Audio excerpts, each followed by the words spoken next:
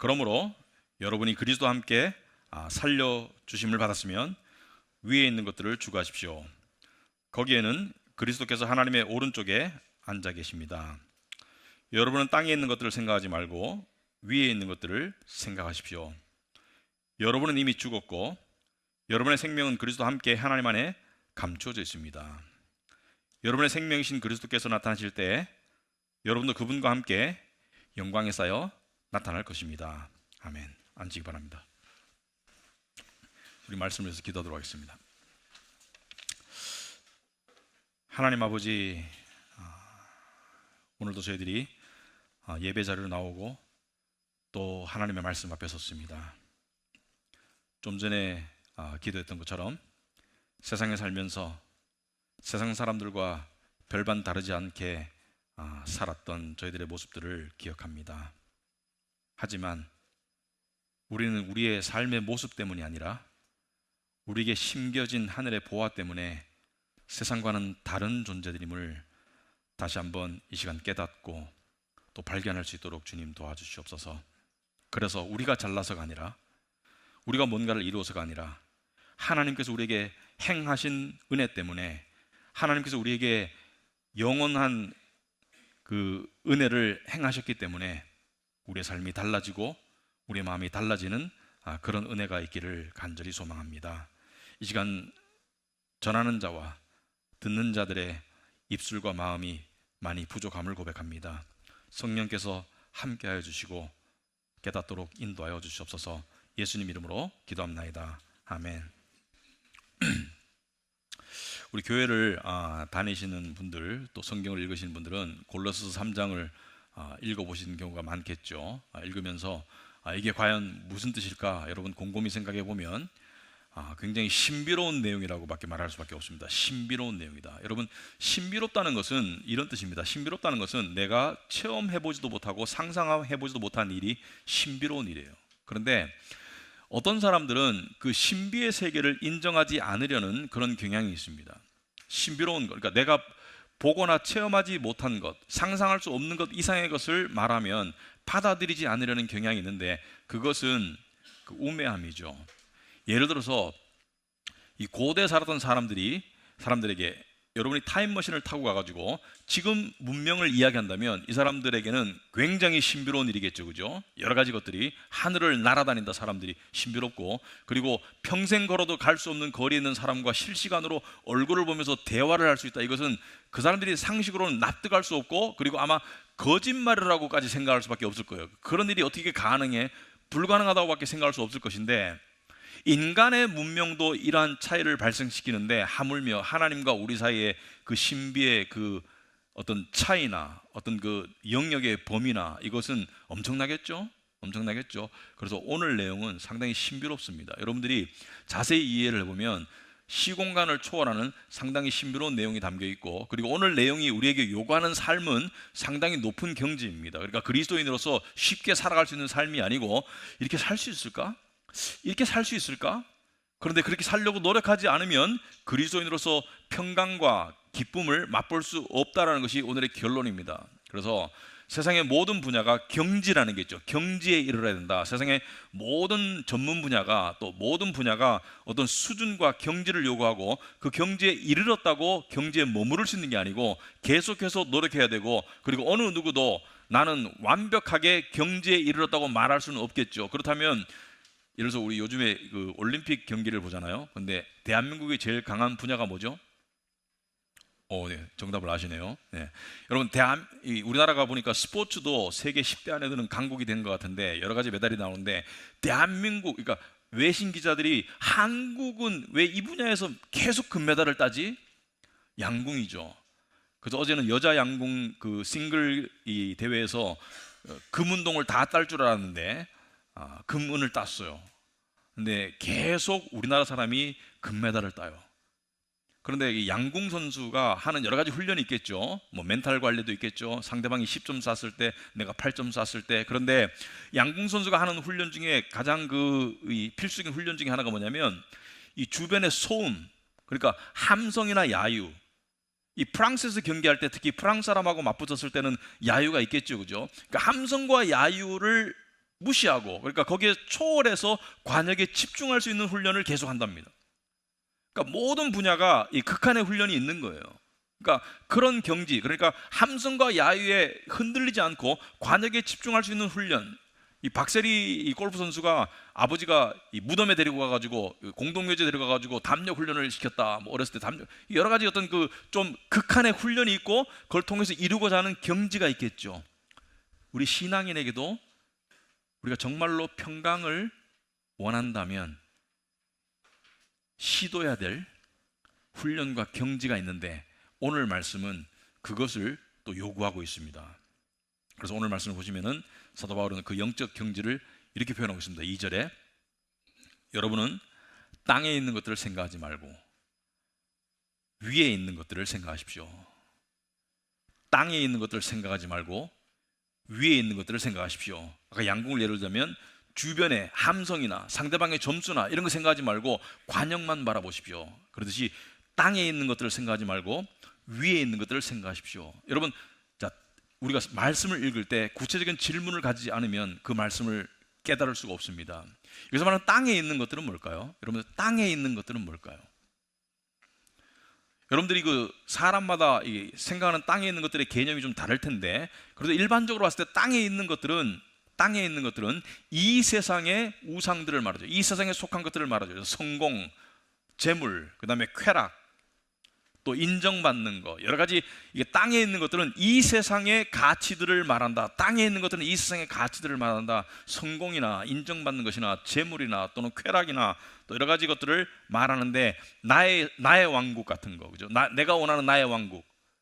생각하지 말라는 게 뭔가? 생각하지 말라는 게, 그래서 재물을 예를 들면 이 어떤 가장이 일은 안 하고 맨날 성경책만 보고, 그래서 가족이 쫄쫄 굶게 생겼는데 와이프가, 가정한 거예요, 이런 일이 없겠지만, 잔소리를 했어요. 여보, 당신은 왜 일도 안 하고 왜 처자식을 굶겨 죽이려고 작정했어? 그런데 나는 땅에 있는 것들을 생각하지 않을 거야.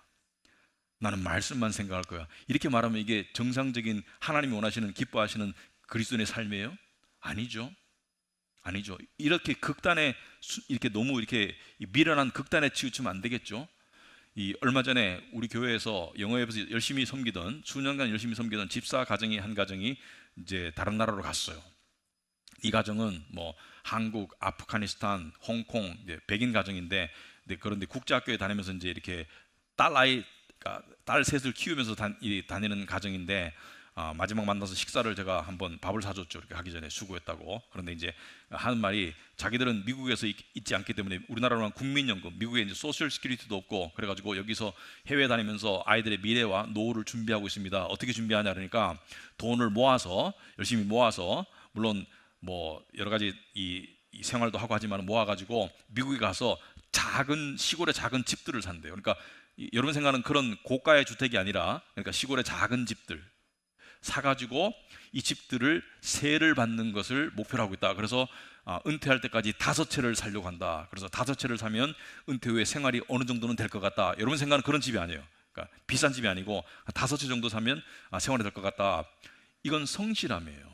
성경에서 개미가 미래를 준비하듯이 성실함이지, 이건 돈을, 재물을 생각하는, 여기서 말하는 생각하는 개념이 아니에요. 여기서 말하는 생각하는 것은 영어로 set your mind, 그러니까 고정시키다.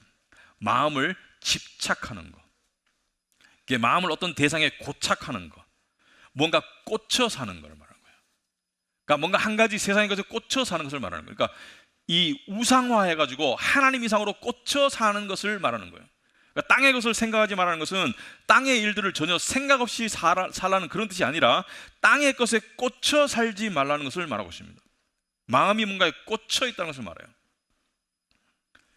대신에 위에 있는 것들에 꽂혀 사십시오, 이런 얘기죠. 위에 있는 것들에 꽂혀 사십시오. 자, 그 이유가 뭘까? 왜 하나님께서는 땅의 것에 꽂혀 살지 말라고 하실까? 그 이유가 뭘까? 두 번째, 이게 왜 힘들까? 걸림돌이 뭘까? 땅에 있는 것에 안 꽂혀 산다는 게 그토록 여러분, 땅에 있는 것에 안 꽂혀 산다는 게 힘들다는 것은 우리가 다 알고 있습니다. 근데 왜 이게 힘들까? 세 번째, 위의 것에 꽂혀 살면 어떤 그런 효과가 있을까? 어떤 결과가 있을까? 자, 땅에 있는 것에 꽂혀 살지 말라는 이유가 뭘까? 자, 1절 오시면은 그러므로, 자, 그러므로라는 것은 앞에 2절에 대한 거, 2장에 대한 거 연결되는 것을 말하죠. 여러분이 그리스도와 함께 살려주심을 받았으면 위의 것들을 추구하십시오. 거기에는 그리스도께서 하나님의 오른쪽에 앉아 계십니다. 여러분이 그리스도와 함께 살려주심을 받았으면 위의 것을 추구하십시오. 자, 그 이유가 그리스도와 함께 살려주심을 받았기 때문에 위의 것들을 추구하라는 뜻인데, 이게 무슨 뜻일까? 여러분, 필름을 돌려서 이 지난주 설교를 생각해 보면 그리스도와의 연합, 그리스도의 세례, 그리스도의 세례가 그리스도와의 연합이라고 그랬습니다. 그래서 우리의 관점에서는 나는 태어나서 몇 살 때 예수님을 영접하고 구원의 확신을 가졌습니다. 나는 하나님의 자녀가 되었습니다. 나는 내가 하나님의 자녀인 것을 확신하게 되었고 그때 영생을 얻었습니다. 이렇게 말하죠. 영생을 얻었습니다. 여러분, 영생이 뭐죠? 영생은 영원히 사는 게 아니에요. 지옥에서도 사람들은 영원히 살아요. 그게 비극인 거예요. 여러분, 하나님이 만드신 피조물 중에 동식물을 다 통틀어서 영원히 존재하는 피조물은 하나님의 형상 따라 만든 인간밖에 없습니다. 동식물은 영원히 살지 못해요.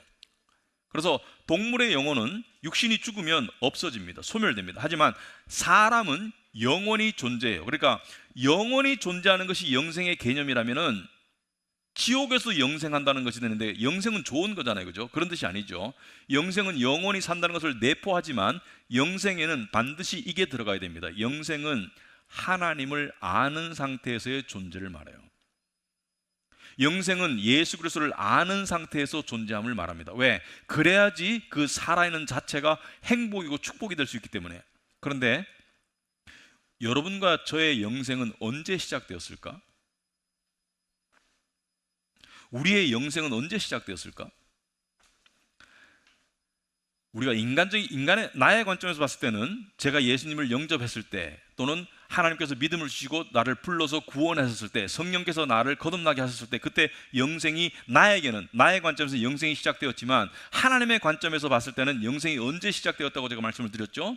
그리스도와의 연합해서, 그리스도와 세례를 받고 그리스도와 연합했을 때, 그러니까 2000년 전에 십자가에서 하나님께서 우리의 존재를 아신 것은, 하나님의 마음속에 우리의 존재는 언제 시작되었냐면 창세 전에 우리를 택하셨다. 그래서 2000년 전에 예수님께서 우리와의 연합 속에서 우리를 끌어안으시고 함께 십자가에서 죽으셨을 때 우리에게 죄의 용서가 일어났고, 우리의 육신이 떨어져 나갔다고 그랬습니다. 우리에게 죄의 용서가 일어났고, 물론 그 떨어져 나간 육신이 우리 안에 여전히 거하기 때문에, 암세포가 떨어져 나가서 더 이상 우리를 죽일 수 없지만 우리 안에 거하기 때문에 우리를 불편하게 하고 우리를 힘들게 하지만 우리에게서 떨어져 나갔다. 그래서 그리스도께서 우리를 끌어안고 십자가에서 죽으시고, 그리스도께서 우리를 끌어안고 부활하셨고, 오늘 내용은 거기에 연결되어서 그리스도께서 우리를 지금도 안고 계신다. 하나님의 관점에서 이게 미스테리어스한 거예요.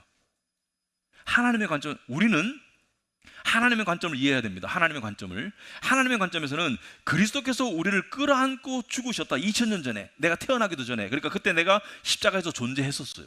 하나님의 관점에서는 여러분이 십자가에 존재했었습니다. 그래서 예수께서 여러분을 끌어안고 죽으셨다. 여러분의 죄를 대신해서 죽으셨다. 여러분과 연합 상태에서 죽으시고, 그리고 예수께서 죽음 가운데서 여러분과 함께 부활하시고, 그리고 함께 승천하셨어요. 그리스도는 한 번도 연합 상태에서 여러분을 놔주신 적이 없습니다. 이거를 이해를 하셔야 돼요. 물론 우리가 논리적으로 이해할 수 없습니다. 우리는 그때 태어나지도 않았는데, 그러나 하나님의 관점에서는 여러분을 끌어안고 죽으셨던 그리스도께서 여러분을 끌어안고 부활하셨고, 여러분을 끌어안고 승천하시고, 지금도 여러분을 끌어안고 계세요. 여러분이 그리스도와 함께 살려주심을 받았으면 위의 것들을 추구하십시오. 3절로 연결되면 그 내용이 나와 있죠. 여러분은 이미 죽었고. 언제 죽었어요? 그리스도와 함께 2000년 전에 죽었어요. 하나님의 관점에서는 그리스도와 함께 2000년 전에 죽었고, 여러분의 생명은 여러분의 생명은 그리스도와 함께 하나님 안에 감추어져 있습니다. 언제? 지금 현재 여러분의 생명은 그리스도와 함께 하나님 안에 감추어져 있다는 것은 여러분의 생명의 본체가 지금 어디 있다는 거예요? 천국에 있다는 거예요. 천국에 지금 그리스도께서 거듭난 여러분을 여전히 안고 계시고 한 번도 놔준 적이 없습니다. 함께 죽으시고 함께 부활하시고 지금도 끌어안고 하늘나라에 함께 하신다는 거예요. 지금 나는 여기에 존재하지만 나의 본체는, 나의 실체는 천국에 이미 가 있음을 이야기하고 있어요. 이것은 우리의 논리로 이해할 수 없는 부분이지만 우리는 내 입장에서는 내가 죽어서 또는 그리스도의 제 이름으로 내가 천국에 가지만 거듭난 나의 본체는, 실체는 그리스도와 함께 하나님 안에 현재 천국에 감추어져 있어요. 우린 이미 천국에 있어요. 우린 이미 하나님 나라에 가 있어요. 우리의 본체는. 그렇다면 위의 것들을 추구한다는 것은 무슨 뜻인가? 위의 것들을 추구한다는 것은 무슨 뜻인가? 우리의 마음이 이 세상의 것들에 꽂혀 있지 말고 우리의 마음이 위의 현실에, 하나님 나라의 실체에 꽂혀 있는 것을, 위의 것들을 추구한다고 말하는데, 여러분 주보에는 제가 빼먹고 안 넣었지만 로마서 14장 17절에 하나님 나라에 대해서 이렇게 설명하고 있습니다. 하나님의 나라는 먹는 일과 마시는 일이 아니다. 하나님의 나라는 먹고 사는 문제가 아니다. 하나님 나라는 성령 안에서 누리는 의와 평강과 기쁨이다. 하나님 나라는 의와 평강과 기쁨이다. 그러므로 하나님 나라를 추구하라는 것은 먹고 사는 문제에 꽂혀 살라는 것이 아니라 하나님의 영적인 실체, 하나님 나라의 영적인 가치를 추구하는 삶이다. 그러므로 우리가 그토록 원하는 소위 행복은 마음의 평강입니다. 마음의 평강이에요. 행복은 다른 말로 우리가 재물을 원하고 관계를 원하고 우리가 세상에 성공을 원하고 인정을 원하고, 근데 그것 자체가 최종 목표가 아니라 그것을 통해서 뭘 원하는 거예요? 삶의 만족과 행복을 원하는 거예요. 근데 하나님께서 뭐라는 거예요? 네가 원하는 것을 정말로 얻을 수 있는 길은 세상의 것들이 아니라는 것을 이야기하고 있는 거예요. 여러분은 세상을 향해서 이미 죽었고 세상의 것들을 생각하지 말라는 것이 아니라 세상의 삶을 살아가야 되지만 거기에 마음이 꽂혀 있지 말고 여러분의 진정한 실체가 있는 하나님 나라에 마음이 꽂혀 있으라는 것을 이야기하고 있는 거예요. 이것은 상당히 이 미스테리한 그러한 영적인 사실입니다. 우리는 지금 천국에 있어요. 우리의 본체가 천국에 있어요. 우리는 예수님을 믿고 의로워졌죠. 죄 사함 받고 그리스도로 의로워졌죠. 의로워졌다는 것은 하나님 앞에 설 수 있는 자격을 얻었죠. 하나님께 받아들여졌죠. 그리고 성화가 진행되고 있고 우리의 머릿속에는 영화, 죄로부터의 완전한 분리, 그러니까 영광에 들어가는 것은 죽으면 영광에 들어간다, 맞기도 해요. 우리 입장에서 맞기도 해요. 하지만 하나님의 관점에서는 우리가 이미 영광 가운데 있다고 성경은 이야기하고 있습니다. 로마서 8장 29절에 사도 바울은 이렇게 설명하고 있습니다. 하나님께서는 미리 아신 사람들을 택하셨다. 하나님의 마음속에는, 하나님이 미리 아셨다는 것은 하나님의 마음속에는 우리가 이미 존재했던 거예요. 언제? 창세 전에. 그 시간과 공간을 초월하는 하나님의 경륜 안에서는 우리가 이미 존재했고 자기 아들의 형상과 같은 모습이 되도록 미리 정하셨다. 자기 아들의 형상과 같은 모습이라는 것은 의롭고 영광스러운 모습이 되도록 미리 정하셨다. 미리 정하셨다. 이것은 그 아들이, 예수께서 많은 형제 가운데서 맏아들이 되게 하시려는 것입니다. 예수께서 맏아들로서 우리는 예수님의 동생들이다. 그리하여 30절에, 로마서 8장 30절에 하나님께서는 이미 정하신 사람들을 부르시고 또한 부르신 사람들을 의롭게 하시고, 우리의 입장에서는 우리가 예수님 믿었을 때이지만 하나님께서는 미리 정하신 자들을 언제 부르셨냐면 예수께서 말씀하셨죠. 아버지께서 내게 데려오는 자들을 내가 하나도 남김없이 다 살릴 것이다. 언제 하나님께서 예수께 우리를 데려갔냐면 2000년 전에. 하나님께서 당신이 정하신 택하신 자들을 예수님께 언제 데려갔냐면 2000년 전에. 예수님께서는 우리를 언제 받으셨냐면 2000년 전에 받으셨습니다. 그리고 우리를 의롭게 하시고 의롭게 하신 사람들을 또한 영화롭게 하셨습니다. 과거로 되어 있죠. 영화롭게 하셨다는 것은 이미 우리의 영화는 그리스도 안에서 이루어졌습니다. 이것은 엄청난 진리입니다. 그것은 놀라운 사실입니다. 하나님의 관점에서, 하나님의 경륜에서는 우리가 그리스도께 데려가짐을 당했고 은혜롭게 2000년 전에, 그리고 우리가 그리스도의 부활을 통해서 이미 영화가 이루어졌습니다. 우리는 이미 이루어진 실체를 쫓아가고 있을 뿐이에요. 우리의 현재 신앙의 여정은 이미 하나님 안에서는 이루어진 실체와 본체를 그냥 쫓아갈 뿐이에요. 우리는 지금 우리가 살고 있는 그림자 인생인 거예요.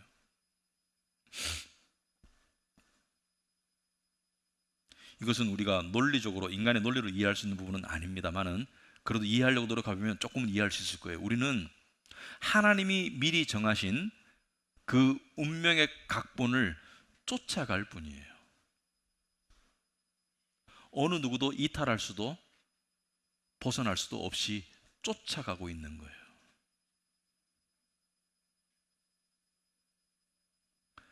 우리가 이것을 묵상하면 할수록 너무 신비롭고, 그리고 사실 좀 은혜롭게 이상하고, 머리로 납득이 안 되고, 마치 삼위일체의 교리처럼 우리의 머리로는, 우리의 인간의 머리로는 이해할 수 있는 범위를 넘어서지만 그렇다고 이 실체가 존재하지 않는다고 생각할 수는 없습니다. 그것은 우매함일 뿐입니다.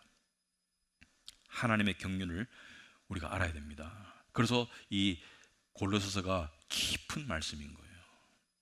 근데 우리가 이러한 실체를 살아가는데 걸림돌이 뭐예요? 지금 말씀을 들었는데 걸림돌이 뭐예요? 뭐냐면 우리는 땅의 것들에 둘러싸여서 살고 있고, 땅의 것들과 함께 살고 있고, 땅의 것들의 영향을 받고 있기 때문에 그 힘든 거예요. 땅의 것들에 생각이 꽂히지 않는 게 힘든 거예요. 예를 들어서 사람들이 땅의 것들이라고 생각할 때 요즘에 가장 일반적으로 생각하는 것이, 사람마다 좀 달라요. 사람마다 다르지만 여러분이 이게 아닐 수도 있습니다. 그러나 일반적으로는 재물인 것 같아요. 일반적으로는 돈인 것 같아요. 제가 봐서는. 그런데 이런 말 있죠. 숨만 쉬어도 돈이 든다. 여러분이 아무것도 안 하고 있어도 통장에서 돈이 빠져나가지고, 그죠? 뭐 관리비, 폰비 뭐 다 빠져나가지고, 그죠? 그리고 밖에 나가면 돈 없이 돌아다닐 수가 없잖아요. 그죠? 그러니까 제가 그 목사님들을 만나오면, 저는 이분들이 제가 지금 교제하는 목사님들이 상당히 훌륭한 분들입니다. 이분들이 돈에 꽂혀 있거나 이런 분들이 아니에요. 그런데 이분들의 고민의 상당 부분은 돈과 연결되어 있습니다. 첫째는 생계를 걱정하는 부분, 자녀의 교육을 걱정하는 부분, 그 다음에 이분들도 이제 노후를 걱정하시더라고요. 노후에 어떻게 하나. 그리고 교회에 관한 걱정도 돈 걱정이 상당히 많아요. 임대를 어떻게 내나, 현실적으로. 지금 교회 지원을 받고 있는데 이 지원이 이제 연말에 끊기는데 그 뒤에 어떻게 할까? 그래서 상당 부분이, 또 어떤 교회 같은 경우는 교회를 상가를 하나 매입했는데 이자에 허덕이는데 이거 어떻게 할까? 그러니까 상당 부분이 돈에 관한 염려와 생각이 상당히 많은데, 이 자체를 놓고 꽂혀 산다고 말할 수는 없습니다. 생각을 안 할 수는 없어요. 우리가 이 현실 속에 살고 있기 때문에 생각을 안 할 수는 없는데, 꽂힌다는 것은 무엇이냐면, 꽂힌다는 것은 강한 집착, 반드시 이것을 가져야 되고 가지고야 말겠어, 탐욕적인 목표의식, 이것이 꽂혀 사는 것입니다. 하나님이 주신 것에 만족하고 하나님의 공급하심과 하나님의 보살피심을 믿고 사는 것이 아니라 내가 가진 탐욕적인 목표의식에 내가 꽂혀 사는 것. 그래서 그것에 대한 생각이 과도하고 집착적으로 가는 거. 여러분, 내가 꽂혀 사는지 안 꽂혀 사는지 어떻게 알 수 있나? 얼마나 꽂혀 사는지 안 꽂혀 사는지 어떻게 알 수 있나? 알 수 있는 방법은 의외로 간단합니다. 감정은, 특별히 내가 무슨 조울증이나 이런 게 없으면, 감정은 영혼의 계기판이다. 지나친 감정의 동요는 영혼의 계기판입니다. 내가 지나치게 불안하고 지나치게 화가 나고 지나치게 걱정이 되고, 이것은 뭔가 꽂혀 있는 거예요. 뭔가 내가 원하는 것에 꽂혀 있는 거예요. 이것을 이루려고 그냥 발악을 하고 있는 거예요. 안 될까봐 불안하고, 안 되는 요소가 생기면 화가 나고, 그리고 너무 안 되면 자포자기하고 싶고 우울증에 빠지게 되죠. 이것은 세상의 것에 꽂혀 있는 것입니다. 이 세상의 것이란 관계도 포함합니다. 내가 원하는 만큼의 관계를 만들기 위해서 내가 하나님보다 이것에 더 매진하고 더 꽂혀 있으면 그 관계는 잘 안 돼요. 그럼 반대로 위의 것을 찾는 사람은 어떤 사람이냐면, 세상의 것들을 책임감 있게 보살피며 살아가지만 그 마음 상태가 불안이나 분노가 아니라 때로는 낙심도 되고 힘들기도 하지만 하나님을 믿는 믿음 가운데 주어지는 평강이 있어야 됩니다. 하나님을 의지하는 가운데 주어지는 믿음으로부터 주어지는 안전감이 있어야 돼요. 이것은 어디까지 요구하냐면 죽으면 죽으리라까지 가야 돼요. 죽어도 하나님이 책임지신다는 거기까지 가는 믿음이 있어야 됩니다. 그런데 우리는 의외로 무언가에 꽂힐 때가 많아요. 꽂히면 갇히죠. 뭔가에 꽂히면 갇힙니다. 근데 우리의 마음은 처음에는 내가 집착할 대상을 선택합니다. 내가 선택해서 이 대상에 집착해요. 근데 집착해서 마음이 갇히잖아요. 그러면 헤어나오고 싶어요. 나도 이렇게 살고 싶지 않아. 나도 이렇게 꽂혀서 갇혀서 이렇게 불안하고 화가 나고 우울하게 살고 싶지 않아. 그래서 몸부림칩니다. 그 방법이 뭐냐면 대부분의 경우는 이루어서 벗어나려고 합니다. 내가 집착하는 부분을 이루면 벗어날 수 있을 텐데, 그런데 95% 이상은 이루어지지 않습니다. 그런데 이루어져도 문제가 돼요. 왜냐하면 그 꽂히고 집착에 익숙해진 마음은 또 다른 집착의 대상을 찾아낼 뿐입니다. 시간 문제예요. 어떤 사람이 생각합니다. 이것만 내가 이루어지면 그 다음에 내 마음이 편안할 거야. 다시 집착하지 않을 거야. 한번 이루어 보세요. 그 마음이 또 다른 대상을 찾아서 더 강하게 집착할 뿐입니다. 내가 이것만 이루어지면 나는 더 이상 바랄 게 없고 집착할 게 없어. 그것은 바보의 소리예요. 왜? 한번 세상에 집착하고 꽂힌 사람의 마음은 세상은 그냥 두지 않고 또 다른 대상을 통해서 또 갇히도록 만드는데, 그러면 어떻게 벗어나야 되냐? 그런 마음에서 어떻게 벗어나야 되냐? 마음의 노예 상태에서. 여러분, 예수님께서는 이 땅에 오셨을 때 자유를 자주 말씀하셨어요. 자유케 할 것이다. 여기서 말하는 자유는 육신의 자유를 말하지 않습니다. 예수님께서 노예 상태에서 해방시켜주마, 그런 자유를 말씀하신 게 아니고, 여러분의 직장에서 해방시켜주마, 그런 자유를 말하는 것이 아니고, 여러분의 경제적 문제에서 자유를 주마, 그런 자유를 말하는 것이 아니고, 여기서 말하는 자유는 영혼과 양심의 자유를 말하죠. 그 자유는 스스로의 노력으로 절대로 얻을 수 없습니다. 내 마음이 어떤 것에 집착하고 갇혀있고 노예 상태가 된다면 절대로 혼자 벗어나기가 곤란합니다. 불가능합니다. 그럴 때 예수님께서 말씀하셨죠. 진리를 알지니 진리가 너희를 자유케 할 것이다. 우리가 어떤 문제에 꽂혀 있을 때, 갇히게 될 때, 마음이 불편할 때, 우상 때문에 힘들 때, 우리는 스스로 벗어나 보려고 발버둥 치지만 그것은 마치 올가미에 걸린 짐승이 벗어나려고 할수록 올가미가 더 쬐어오는 것 같은 똑같은 결과를 만들어냅니다. 그래서 저는 여러분의 마음이 갇히고 꽂혀서 힘들 때 성경의 많은 부분이 도움이 되겠지만 특별히 전도서를 보시라고 추천하고 싶습니다. 전도서 1장 2절에 오시면 헛되고 헛되니 모든 것이 헛되다라고 이야기하고 있습니다. 여기서 말하는 헛되다라는 것은 믿음이 헛되다는 것이 아니라 세상에서 추구하는 모든 것이 결국은 헛되다는 것은 무의미하다는 것을 말합니다. 무의미하다, 의미가 없다. 세월 앞에 무슨 의미가 있어요? 아까 돈을 예로 들지만 재벌이 치매에 걸리면 무슨 의미가 있어요? 결국에는 무의미하다는 것이죠. 결국에는 무의미하다는 거예요. 그런데 사람에게 가장 강력한 무기는 집착이 아니에요. 가장 강력한 무기는 포기도 아니에요. 가장 강력한 무기는 원하지 않음입니다. 원하지 않음. 나는 너를 원하지 않아. 나는 너를 그만큼 원하지 않아. 이런 상태가 되면 더 이상 우리를 가둘 수가 없게 되죠. 더 이상. 제가 한두 번 수년 전에 이야기한 것 같은데 다시 재방송하자면 예화인데, 알렉산더 대왕이 그 철학자 디오게네우스인가, 이름 틀릴 수 있습니다만은 유명한 철학자가 있었는데, 여러분 당시에 황제들은 이 그 어드바이저, 그러니까 이 자기에게 조언을 해주는 그룹을 항상 데리고 다니면서 전쟁 때 어떻게 할까, 또는 이 신의 뜻이 뭘까 이렇게 물었는데, 주로 철학자나 주로 어떤 그런 그 종교인들을 데리고 다녔는데, 그래서 알렉산더 대왕도 이 자기의 그 고문단이 있었어요. 자기에게 어떤 조언을 해주는 그런 고문단이 있었는데, 당시에 당대 가장 유명한 철학자인 이 사람이 있었는데, 다른 사람들은 다 찾아와가지고 한 자리씩 줬는데 이 사람 안 찾아오는 거예요.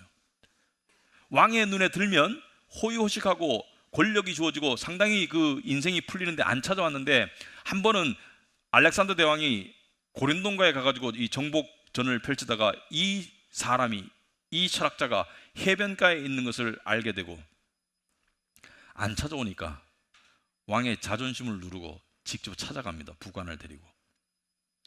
근데 부관이 이제 가니까 이 철학자가 뜨개질을 하고 있는 거예요. 바느질을.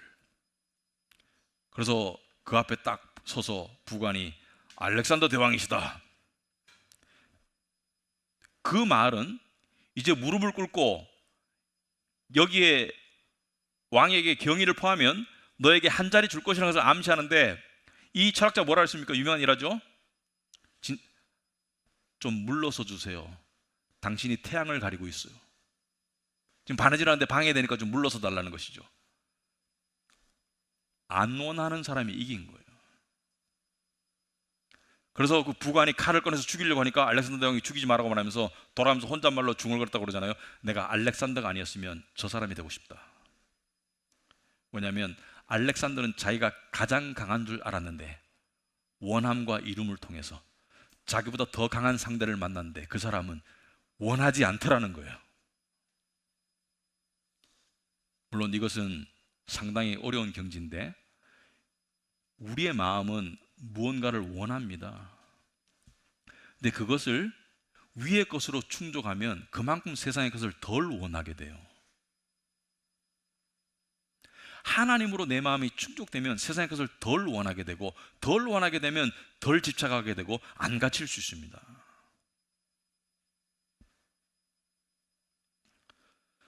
그러면 어떤 효과가 있는가? 우리가 실제로 원하는 것은 평강입니다. 행복이라는 단어로 말하는 평강을 원하는 거예요. 평강. 평강은 세상의 것으로부터 주어지지 않습니다. 평강은 하늘이 주셔야 돼요. 세상이 줄 수 없는 평강을 예수님께서 내가 주겠다고 말씀하셨어요. 내가 주겠다고. 물론 세상의 일도 해야 되죠. 세상의 일도 이루어야 되죠. 하지만 진짜 우리 영혼이 필요한 평강은 하늘이 주셔야 돼요. 근데 세상은 평강을 줄 수가 없습니다. 구조적으로. 왜냐하면 세상은, 평강이라는 것은 예측 가능하고 안정적일 때 평강이 주어지는데, 세상은 너무 예측 불가능하고 불안정해요. 지금 보면 세상이 돌아가는 것을 보면 뭐 각 나라별로 정치 지도자들에 대한 불신과 또는 그 어떤 그 불안감이 상당히 많죠. 미국도 지금 대선을 앞두고 있는데 지금 상당히 그 불안감이 많죠. 이 군사적으로 어때요? 지금 뭐 이 우크라이나, 중동에 지금 뭐 이란이 이스라엘을 침공할 수 있다. 요즘에 보니까 이 북한의 붕괴를 또 이야기하기 시작하더라고요. 뭐 외교관이 탈북했다 하는데, 붕괴될지 안 될지는 뭐 하도 오래된 얘기라서 잘 모르겠지만은, 북한을 탈북한 어떤 사람이 말하는데 북한이 붕괴되면 남한에 좋을 게 없답니다. 왜냐하면 북한이 붕괴되면 중국과 우리가 붙을 수가 있어요. 어떻게 보면 북한이 완충작용을 하고 있는 거예요. 북한이 붕괴되면 중국과 우리가 붙을 수가 있어요. 전쟁이 붙을 수가 있다고. 경제적으로 뭐예요? 뭐 경기 침체가 왔다, 경기 침체가 올지 모른다. 그 소리를 지금 몇 년째 듣는지 몰라요. 몇 년째 우리가 지금 이런 소리를 듣고 있는지 몰라요. 세상은 불확실함으로 가득 차 있는데 여기에 어떻게 평강이 있어요? 근데 위의 현실은 이미 영원토록 결정된 현실이고 너무 좋잖아요. 예수님의 재림, 우리의 구원, 우리의 천국행 이미 다 결정됐고 이미 가 있다고 말하잖아요. 이미 가 있고 이미 영화 가운데 있다고 말하잖아요. 어디를 바라봐야 되겠어요? 어디를 바라봐야지, 어디를 더 바라봐야지 평강할 수 있겠어요? 여러분에게 두 종류의 주인이 있다고 칩시다. 한 주인은 볼 때마다 너 왜 일을 잘 못해? 오늘 한 게 뭐야? 너 무슨 일을 이루었어? 너 왜 꼬라지가 그 모양이야? 맨날 여러분을 핀잔하고 감시하고 평가한다면 여러분이 평강할 수 있겠어요? 세상이 여러분을 그렇게 대하는데 왜 세상이 자꾸 가서 평강을 달라고 하는 거예요? 하나님은 뭐라 그래요? 괜찮아. 네 모습 그대로 내가 너를 의롭게 만들어주고 씻어주고 내가 너를 자녀 삼았고 내가 너를 받아주마. 내가 너를 사랑한단다. 어디 쪽으로 가야 되겠어요? 어디로 가야 평강을 얻을 수 있겠어요? 사람은 주인을 섬기는 존재라는데, 사람은 의존적인 존재라는데, 재물과 하나님을 겸하여 섬길 수 없다는데 어느 쪽으로 가야지 평강할 수 있겠습니까? 그럼 구체적으로 어떻게 해야 되는가? 말씀을 먹어야 됩니다, 여러분. 진리를 알지니 진리가 너희를 자유케 하리라 그러잖아요. 진리를 알지니 진리가 너희를 자유케 하리라. 지금도 여러분이 말씀을 먹고 계시고요, 말씀을 먹는 성경 공부나 말씀을 먹는 그 큐티나 말씀을 먹어야 돼요. 우리의 머리로는 아무리 생각해도 평강할 수 있는 길을 발견할 수 없습니다. 하나님을 내가 영원히 만날 때 시편 23편의 고백이 될 수 있는 거예요. 여호와는 나의 목자시니 내게 부족함이 없으리로다. 그가 나를 푸른 초장에 넣으시며 실만한 물가로 인도하시는도다. 내 영혼을 소생시키시며, 여기서 내 영혼을 소생시킨다는 것이 뭐예요? 세상에 갇혀있는 영혼을 다시 살려주시는 분은 하나님이라는 거예요. 이 길이 쉬운 길이 아닙니다. 왜냐하면 시도할수록 쉽지 않다는 것을 알 수 있겠습니다. 하지만 정말로 무언가를 이루는 사람은 완벽하게 도달하지 못한다 하더라도 꾸준히 도달하려고 노력하는 사람이 되겠죠. 이 땅에서 우리가 완전한 믿음의 경지에 이를 수 없습니다. 하지만 말씀을 보고 넘어지면 또 보고 기도하고 또 예배드리고 하나님 찾고 그러는 가운데 우리가 그 경지로 나아가는 것이 신앙생활이라고 생각합니다. 그래서 여러분이 세상에 무언가 꽂혀서 갇혀 있다면 거기서 벗어날 수 있는 유일한 길은 바로 진리의 말씀이고 예수 그리스도이시다. 그것을 기억하며 사시는 여러분 되시기를 축원합니다. 기도하겠습니다. 하나님 아버지, 저희들의 필요와 저희들의 가련한 처지를 하나님 아버지 아시고 우리에게 은혜의 말씀을 주심을 감사합니다. 아버지 하나님, 우리가 이 은혜의 말씀으로 달려가게 하옵시고 하나님 아버지, 말씀을 향한 배고픔을 가지게 하시고 하나님 아버지, 우리가 위의 것을 찾는 것이 무엇인지 깨닫게 하시고 또 위의 것을 찾음에 그 복을 누릴 수 있도록 주님 도와주시옵소서. 하나님께서 우리를 불쌍히 여기셔서 오늘 말씀도 주셨는데 우리가 그 말씀을 달게 받을 수 있도록 주님 도와주시옵소서.